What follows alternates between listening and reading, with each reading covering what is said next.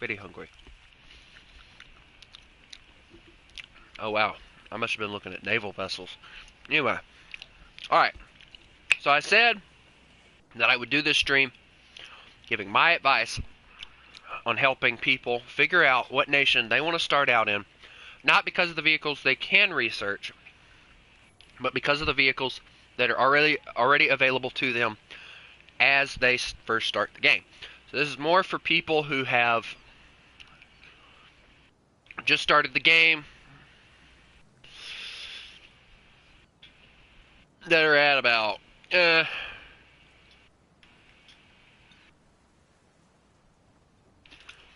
maybe 4.0 or something like that. This is for those people that are still just starting the game.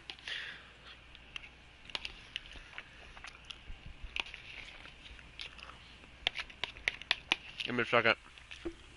I'm starving. Okay. Alright, now. Alright, well. Alright, so as you can see, I do have some vehicles, but this is quite literally the start of this. I haven't messed in it very much at all, for a good reason. Alright, so we're going to start with America. As you can see, I don't have anything researched. This is my other account that I will be using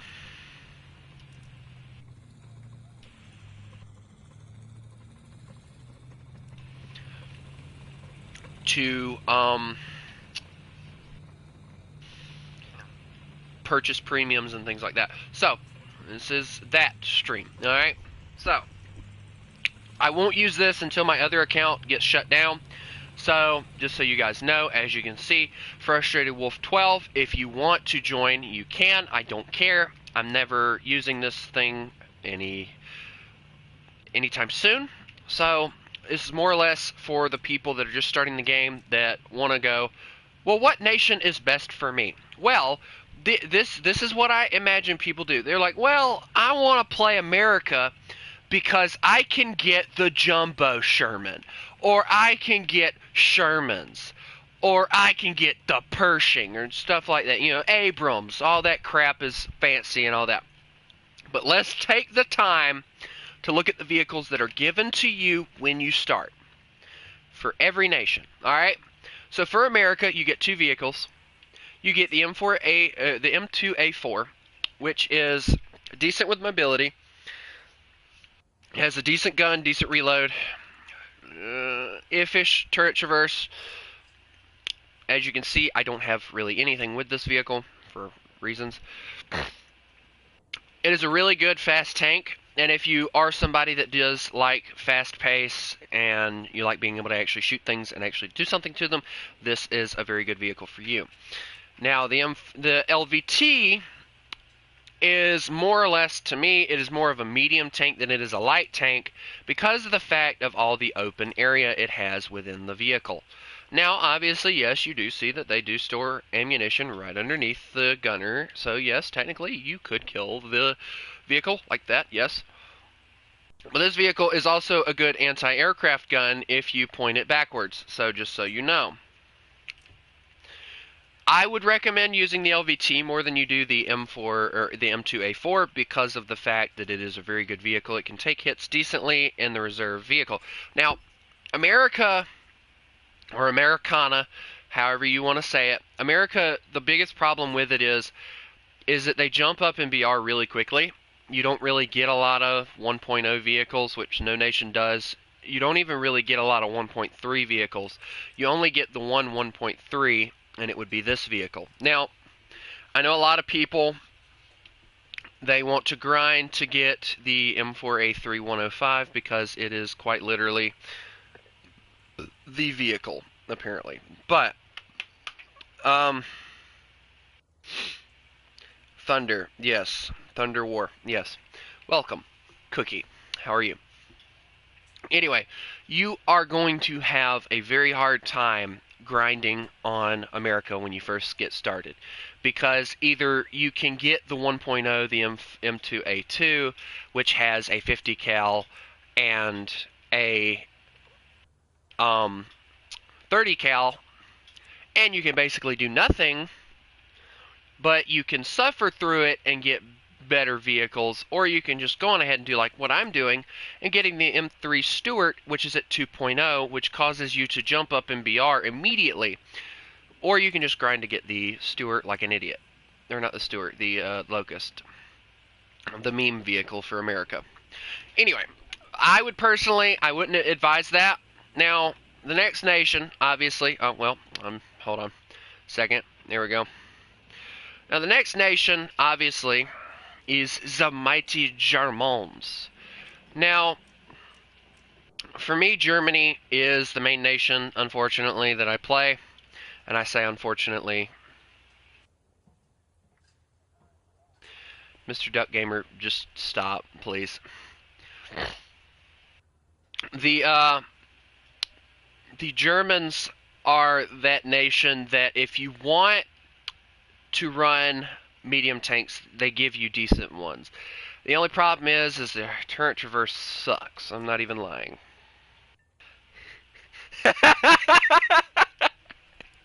Yes, I unfortunately decided to mess more with Germany than I do. I will do a live stream tonight if you want to tune in.